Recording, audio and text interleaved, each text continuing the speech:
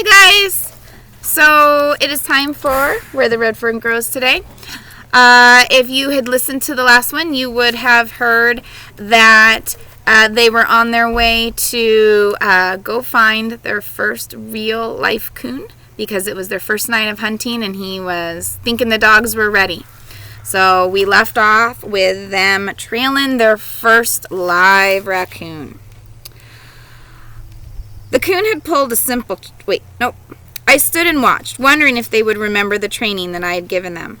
Now and then I would whoop, urging them on. Old Dan was having a fit. He whined and he bawled. He whimpered and cried. He came to me and reared up, begging for help.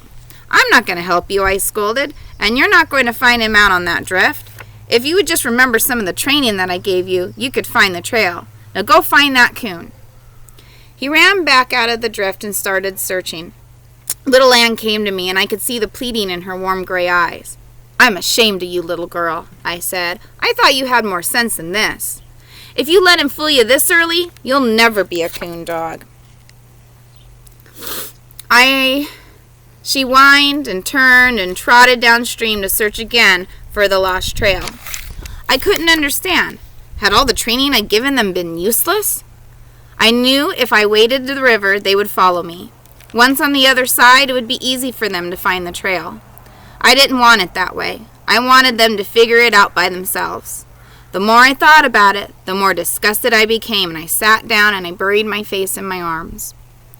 Out on the drift, old Dan started whining. It made me angry, and I got up to scold him again. I couldn't understand his actions. He was running along the edge of the drift, whimpering and staring downriver. I looked that way. I could see something swimming from the opposite shore. At first I thought it was a muskrat. In the middle of the stream where the moonlight was the brightest, I got a good look. It was my little Ann. With a loud whoop, I told her how proud I was. My little girl had remembered her training. She came out on a gravel bar, shook the water from her body, and disappeared in the thick timber. Minutes later, she let me know she had found the trail. Before the tones of her voice had died away, old Dan plowed into the water. He was so eager to join her, I could hear him whining as he swam. As soon as his feet touched bottom in the shallows, he started bawling and lunging. White sheets of water, knocked high in the moonlight by his churning feet, gleamed like thousands of tiny white stars. He came out of the river and onto a sandbar. In his eagerness, his feet slipped in the loose sand, and down he went. He came out of his roll running and bawling. Ahead of him was a log jam. He sailed over it and disappeared down the riverbank. Seconds later, I heard his deep voice blend with the sharp cries of little Ann. At that moment, no boy in the world could have been more proud of his dogs than I was. Never again would I doubt them. I was hurrying along looking for a shallow rifle so I could wade across when the voices of my dogs stopped. I waited and listened. They opened up again on my side of the stream. The coon had crossed back over. I couldn't help smiling. I knew that never again would a ringtail fool them by swimming the river. The next trick the old fellow pulled was a dandy. He climbed a large water oak standing about 10 feet from the river and simply disappeared. I got there in time to see my dogs swimming for the opposite shore. For half an hour they worked that bank, not finding the trail, and they swam back. I stood and watched them.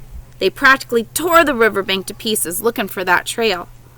Old Dan knew that the coon had climbed the water oak. He went back, reared up on it, and bawled a few times. "There's no use in doing that, boy," I said. "I know he climbed it, but he's not there now. Maybe it's like Grandpa said, he just climbed right on out through the top and disappeared into the stars." My dogs didn't know it, but I was pretty well convinced that was what the coon had done. They wouldn't give up. Once again, they crossed over to the other shore. It was no use. The coon hadn't touched the bank. They came back. Old Dan went up the river, and little Ann worked downstream. An hour and a half later, they came up and came to me begging for help.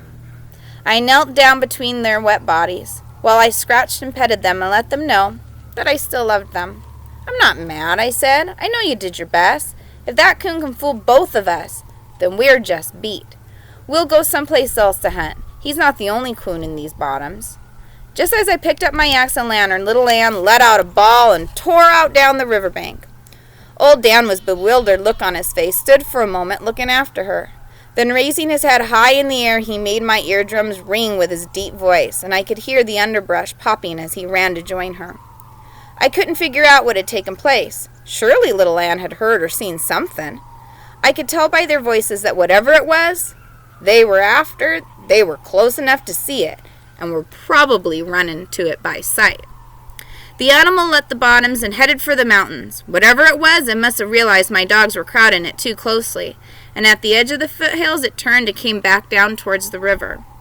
I was still trying to figure out what was going on when I realized that on striking the river, the animal had again turned and was coming straight towards me. I set my lantern down and tightened my grip on my axe. I was standing my ground quite well when visions of bears and lions and all kinds of other animals started flashing across my mind. I jumped behind a big sycamore and was trying hard to press my body into the tree when a big coon came tearing by. 25 yards behind him came my dogs, running side by side, and I saw them clearly when they passed me, bawling every time their feet touched the ground. After seeing that there was nothing to be scared of, once again I was the fearless hunter, screaming and yelling as loud as I could, "Get him, boy! Get him!" I tore out after him. The trails I knew so well were forgotten. I took off straight through the brush. I was tearing my way through some elders when the voices of my dogs stopped. Holding my breath, I stood still and I waited. Then it came, the long drawn-out bawl of the tree bark. My little hounds had done it. They had treed their first coon. All right, my friends, that's a good place to stop. I hope that you are enjoying it. I hope that you know how much I miss you, and that I hope that you are all well and enjoying our beautiful springtime that has started, getting some fresh air outside. If you're able, like I am, you can take your computer outside and be able to do your homework out in the sun, which is a great thing to do. I miss you, lovelies.